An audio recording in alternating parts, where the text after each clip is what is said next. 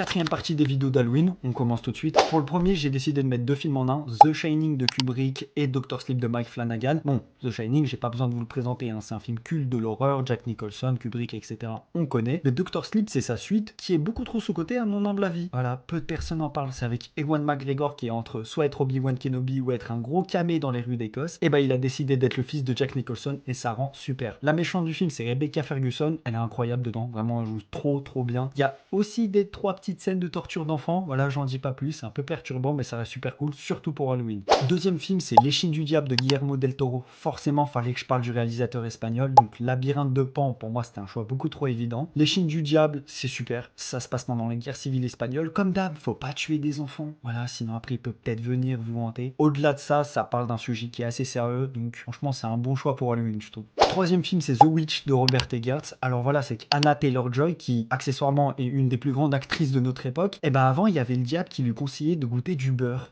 Voilà, je m'en dirai pas plus, regardez The Witch, incroyable. Quatrième film, c'est Angel Heart de Alan Parker. C'est avec Robert De Niro qui est entre deux cafés avec Scorsese. Et ben il a joué dans ce film. Il a un super personnage au nom de Louis Cypher. En gros, on suit pas Robert De Niro, on suit un type qui chasse et qui traque en gros un chanteur qui fait de la magie vaudou. Ça serait une histoire un petit peu bizarre comme ça. Je vous en dis pas plus, faut aller le voir. Cinquième et dernier film, et pas des moindres, The Host de Bong Joon-ho. Sûrement le film préféré de Sandrine Rousseau, hein, je me mouille pas. On suit simplement des humains qui sont un peu cons, qui ont pollué une rivière, et de là va sortir un poisson qui tue des gens.